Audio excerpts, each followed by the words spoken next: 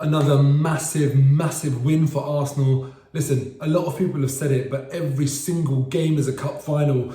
And you know what? This game and the Wolves game, they felt a lot better than maybe they even should have, because, you know, I would have expected Arsenal to have been a little bit more comfortable against Wolves and against Watford away. You know, I know it's a tough stage of the season, but we've won each of these games by just a single goal. And when you think about how that Wolves game ended, that's so close, so tough. This Watford game with that Sissoko late goal made it pretty nervy as well. And do you know what? I'd much rather win games with a 3-goal margin. You know, feels good and you feel like you played really well. But when you go and win games like this, and this is what I said after the last minute injury time winner against Wolves, the players must and need to start to feel like top 4 is their destiny, like it's going to happen, like it's written for them. And again today, you come off the pitch, you feel like, you know, you feel like things are going your way. It wasn't so easy that you kind of feel like, oh yeah, walk in the park wasn't a proper challenge. Watford put up a fight. And that's what you expect when you're going away from home against teams that are fighting relegation. Look, yeah, I know Chelsea yesterday, they won 4-0 against Burnley. That took me by surprise because you expect serious fight, and that's what Watford did today. But you know what? Today, it was one of those games where I kind of feel like it's really hard to analyse. One of the most difficult games I can remember in terms of trying to analyse it, because on one hand, you look at some parts of the game, some passages of play, and you say, Arsenal, you know, some of it was like the best football we've played all season. It was so good, we were sparkling, we looked brilliant.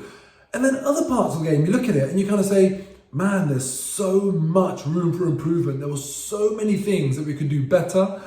And you kind of like, you come away from the game thinking, well, I don't know which ones to focus on in a way. But look, if we start with the good, you can only start with Saka and Ødegaard. They were absolutely brilliant today. And I think a game like this today, where it contained loads of good and also quite a lot of bad, if it wasn't for the key performers, the Sakas, the Ødegaards today, Arsenal wouldn't have won that game. You need players, and on different days it will be different people. Today it was Saka and Ødegaard, but you need some people to step up and have an amazing game, and that's what makes a difference.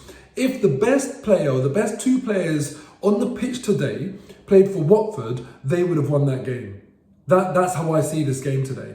But because the men of the match, and you guys are going to have to tell me, put it in the comments below, who's your man of the match out of Saka and Ødegaard? Because surely it can only be one of those 2. And it's like an impossible job to decide, because look, Saka was brilliant, scored a brilliant goal, got an assist as well for Ødegaard. But the thing is, Ødegaard, even off the ball, was just incredible. But then again, even Saka was. When you look at Saka for his own goal, that was off the ball work that started it. But anyway, like I was saying, if it wasn't for those 2, then I feel like the game could have been very different. But they dragged us to victory. And Bukayo Saka, can we just stop to appreciate him and talk about the fact that some people give him stick for not having enough end product? Are you kidding me? The kid is so young, played every single Premier League game this season, an assist today, a goal today. He just does it week in, week out. And what I find amazing about him is, I feel like your average Premier League defender, if they said, who would you rather defend against, Saka or Martinelli? They'd probably say, oh, Martinelli's more of a prospect that scares you when you think about defending against him because of the raw pace and how direct he is. But honestly, Saka, he just gives defenders a hard time week in, week out. And he hardly ever has a game where he doesn't have an impact or doesn't affect the game. With Martinelli, sometimes you think, oh, it didn't work for him today. But I hardly ever think that about Saka. He's almost like a bit, you know, a bit sort of sneaky in the way he plays the game. Like, you don't expect him to do the things that he does, whilst I feel like Martinelli's a little bit easier to read. Listen, don't get me wrong, what Martinelli does, he does really well, and he's very difficult to play against. But with Saka, you kind of like, it's just much harder to read. And I just look at him and I think, do you know what? He's impossible to defend against. He really is. He's so good on the ball. He's so clever, such good movement. I just love Bukayo Saka. I really do. He does not get enough credit. He's the I think a stat came up in the game, players his age and under, he's got the most goals / assists, combined in the Premier League. We're talking about people like Phil Foden, for God's sake, that rank below him, playing for Man City, league leaders. Now on to Martin Ødegaard. When you look back at how much we paid for Martin Ødegaard, it's a bargain. What can you get for £30 million in this market? It was an absolute bargain. And he wasn't my first choice. I looked at some other players and I thought, yeah, I might rather have them. They're Premier League proven quality. They've got more end product. Ødegaard is adding that to his game and he's playing brilliantly right now. Absolutely brilliantly. Everything is going through him and his goal was just brilliant. Not even the finish. The touch to Bukayo Saka in the build-up was absolutely filthy. Just gorgeous. He's really, really playing brilliantly.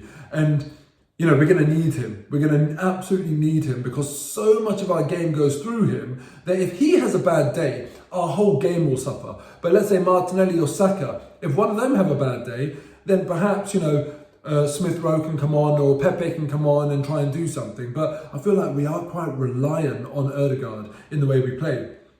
One other person I want to talk about today is Alexander Lacazette because, listen, the chant for him goes, he's our Frenchman, our number 9, scoring goals is what he does best. He goes by the name of Lacazette. Actually, you know what? Scoring goals is not what he does best. We need to change the chant. Bring in other people into play is what he does best. Facilitating our other attackers is what Lacazette does best now. I don't know what's happened to his finishing, but today was such a Lacazette game. If anyone wants to know what Alexander Lacazette is about, in 2022, the way he plays the game nowadays, this was the game. Finishing, not good enough, wasn't on point, but work rate, assists, chance creation, bringing people into play was absolutely perfect. Lacazette is not a player that you can just say, just go and score goals. You need to manage him and you need to make sure he's in a system that suits him. And that is what Arteta has finally been able to do with him. Because for so long I was thinking, when Aubameyang was at the club, rather Aubameyang because he gets goals. But games like this is where you see when it works, look how good it is. Lacazette was brilliant.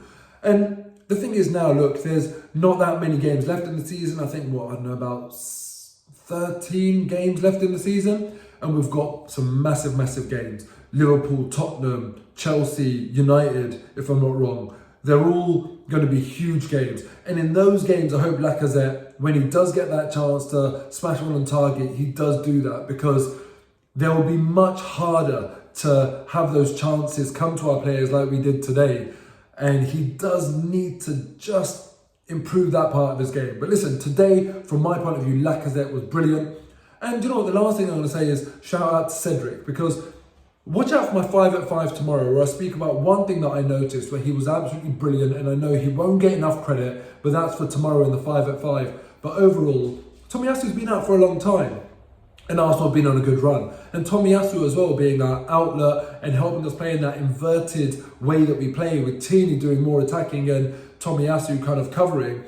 That has changed entirely, but Cedric has really, really kept it quite consistent for Arsenal in the time that it's come in the team.